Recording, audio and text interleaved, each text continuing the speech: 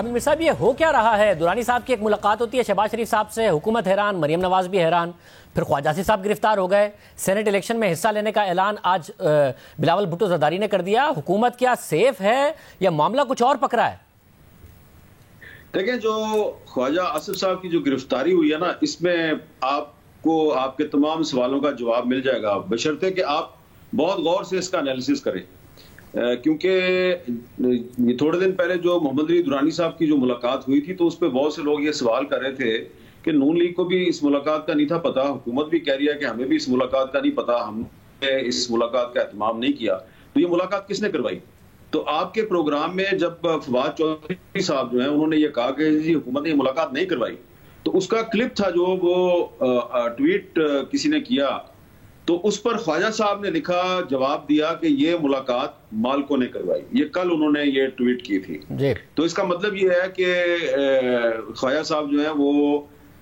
ये बताना चाह रहे थे कि ये मुलाकात जो है ये शहबाज शरीफ साहब तक जो मैसेज गया है मोहम्मद अली दुरानी साहब का, वो कोई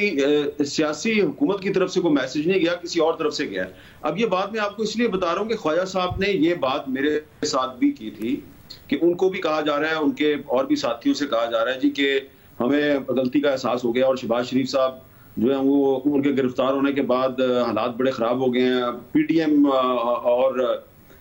इदारों के दरमियान लड़ाई शुरू हो गई है, बजाय कि पीडीएम और हुकूमत में लड़ाई शुरू होती तो ये पीडीएम इदारों में लड़ाई शुरू हो गई है। उसके बाद से आपको याद होगा कि अक्टूबर में जो पीडीएम का पहला जलसा हुआ था गुजरांवाला में, उसके बाद ख्वाजा आसिफ साहब ने ये कहना शुरू कर दिया था कि मुझे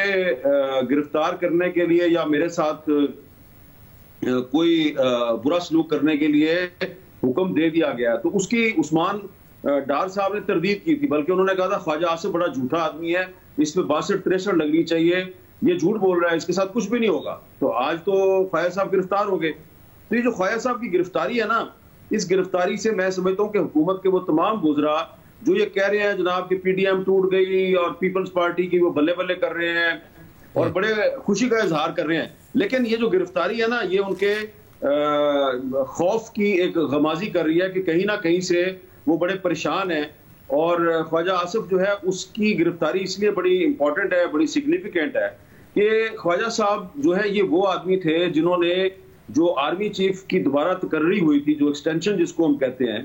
तो उसमें जो मुस्लिम लीग नून के साथ जो सारा मामला था वो ख्वाजा आसिफ साहब के जरिए हुआ था और उस पे ख्वाजा आसिफ साहब पर उनकी अपनी पार्टी में बड़ी तनकीद की गई थी और उन पर ऐसे ऐसे लोगों ने उनसे बात की थी, उनके बारे में बातें की थी जिससे तवक्को भी नहीं की जा सकती। तो मैं समझता हूँ कि ये जो गिरफ्तारी है ये हुकूमत की परेशानी का सबूत है और ख्वाजा आसिफ साहब को इसका बहुत फायदा होगा। पहला फायदा तो ये है कि पार्टी के अंदर जो लोग उनको कहते थे कि ये एस्टेब्लिशमेंट का एजेंट है और इसने पार्टी का मुकम्मल करवाया, आर्मी चीफ की एक्सटेंशन में रोल प्ले करवाया और पार्टी को उसके बदले में क्या मिला? कुछ भी नहीं मिला। तो वो ख्वाजा आसिफ आज खुद गिरफ्तार हो गया। दूसरी बात, जो गिरफ्तारी के फौरन बाद जो नैब ने ज़राए के हवाले से खबरें फीड की हैं